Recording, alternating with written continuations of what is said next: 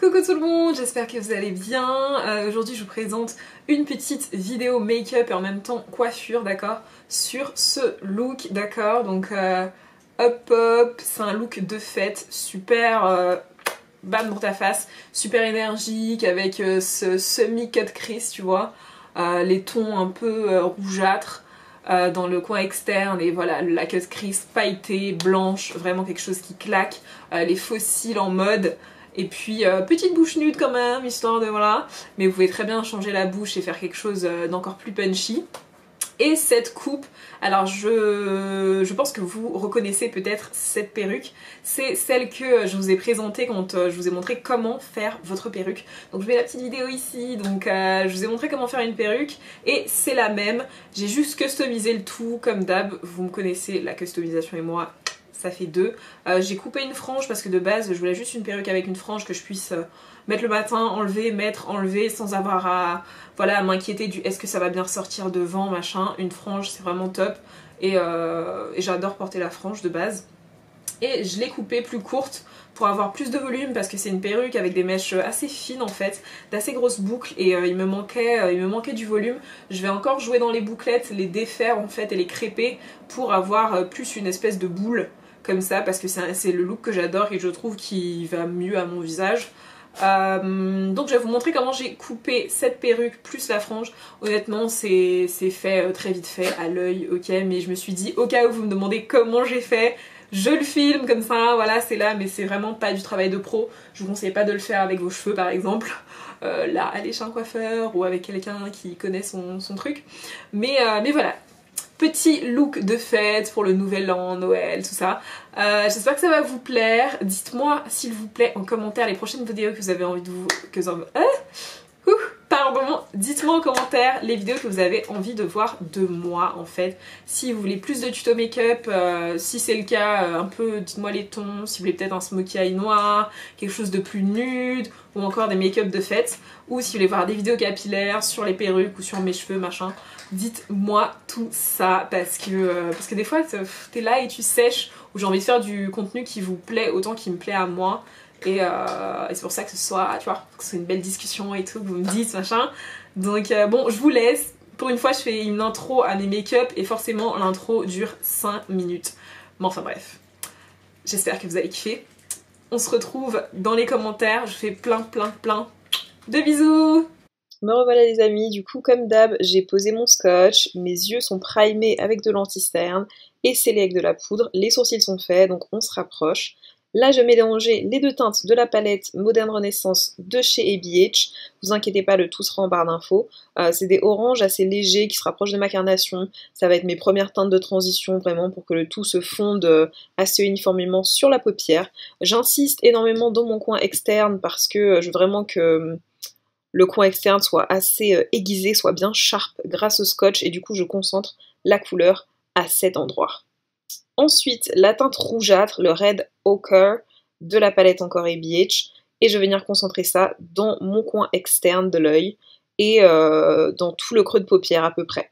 Donc ça va être presque notre dernière teinte, c'est un look super simple et super facile, parfait pour les débutants et les débutantes.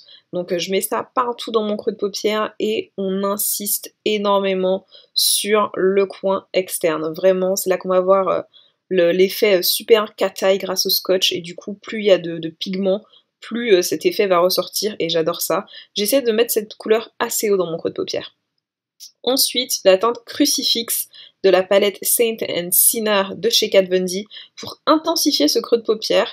Je vais vraiment la mettre un peu en forme de V dans mon œil, vous voyez, je suis le scotch et je le mets vraiment dans mon creux de paupière, pas au-dessus du creux comme avec la teinte précédente, mais vraiment très proche de mon creux de paupière. Quand j'ouvre les yeux, on ne voit pas trop cette teinte, elle est vraiment là pour intensifier le tout, donc voilà, on n'a pas besoin qu'elle monte très haut. On va l'estomper avec mon gros pinceau de tout à l'heure qui a des résidus de la teinte Red Ochre. Donc on continue à estomper histoire que ça se fonde, mais ça va rajouter de la dimension à l'œil, qui un regard tout simplement juste plus profond, un peu plus sophistiqué, tu vois.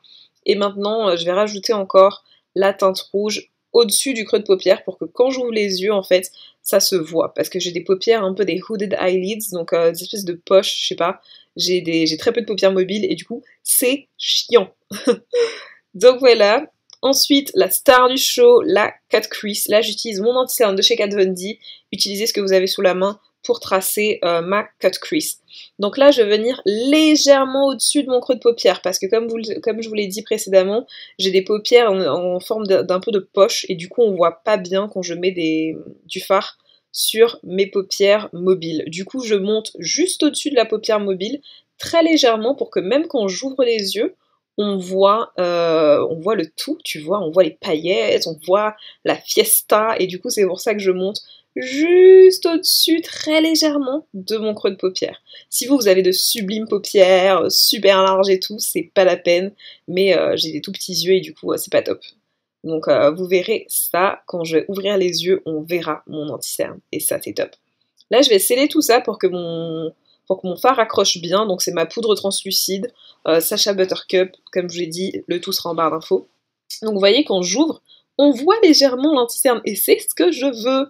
Je fais la même chose de l'autre côté, donc rien de ouf. Là j'ai utilisé d'ailleurs un pinceau d'angle, un pinceau d'eyeliner. C'est un peu chiant avec le vocabulaire anglais, donc juste un pinceau eyeliner pour faire ma cut crease. Après ça, la teinte Heaven de la palette Saint Sinner Again. Cette teinte est magnifique, ultra bourrée de pigments et de paillettes. Franchement, c'est le genre de teinte à utiliser avec une colle à paillettes. Je ne l'ai pas fait parce que je vais être dans l'excès et rajouter des paillettes. Mais c'est vraiment une teinte sublime. Je suis partie en couille. Et voilà, je suis partie en couille. Elle est juste fabuleuse, fantastique. C'est vraiment une de mes palettes favorites. La Saint Sinner. Vraiment, cette teinte, c'est juste wow. Regardez ça. Par contre, vous voyez bien qu'elle apporte énormément de chute. Si vous mettez ma vidéo en 1080p, ce que vous pouvez faire, vous verrez que j'ai énormément de chute sur tout mon dessous de l'œil. Ce sont des paillettes. Et là, parce que je suis dans l'excès, je vais venir utiliser des paillettes again, des glitters, quelque chose qui se voit et bam dans ta face, c'est un look de fête, ok?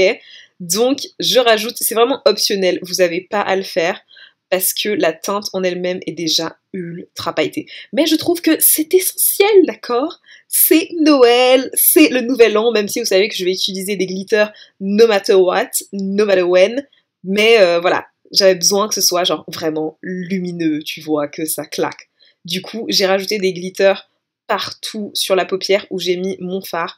J'ai rajouté des glitters. Pile that glitter, ok? Genre, waouh! Regarde le résultat, s'il te plaît! Ah! Non, franchement, j'adore, ok? J'adore quand ça brille. Vous me connaissez, j'adore. Là, juste micro-clip parce que je trouvais ça drôle, d'accord. La séance de baking extrême, je trouve ça super drôle. Genre, on ressemble un peu à un truc chelou, d'accord. Mais je trouve ça fun.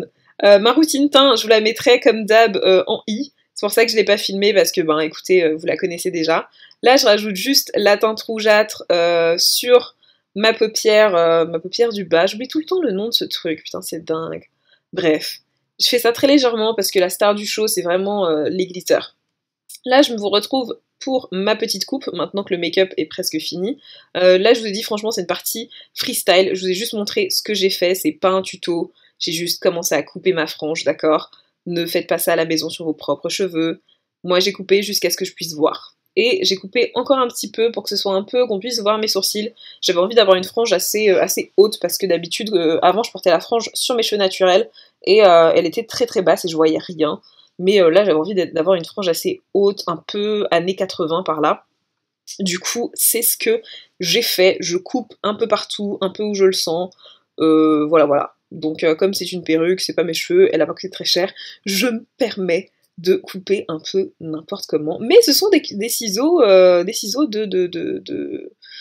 Oh, je perds mes mots, c'est dingue. Vous savez, des ciseaux de coiffure, voilà. Thank you Elodie, merci de t'en rappeler. Et là, je crêpe parce que franchement, cette perruque est un peu trop fine au niveau des mèches. D'accord, les mèches sont pas assez volumineuses, je trouve qu'il n'y a pas assez de mèches. Du coup, je suis en train de crêper et de donner du volume, quoi, du body, genre, faut que c'est un peu plus de vie, quoi. Alors là, je continue le make-up, les lèvres, mon crayon de chez MAC, C'est la teinte Night Moth, ok. Et je vais venir juste dessiner le contour de mes lèvres, bien sûr, fallait que je parte en couille, donc j'ai dû corriger avec mon concealer.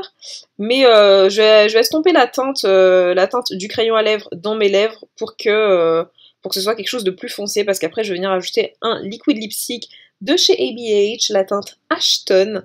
Et c'est vraiment mon nude parfait, mais là j'avais envie que ce soit quelque chose de beaucoup plus rosé, un peu plus violacé, histoire que ça complimente les yeux.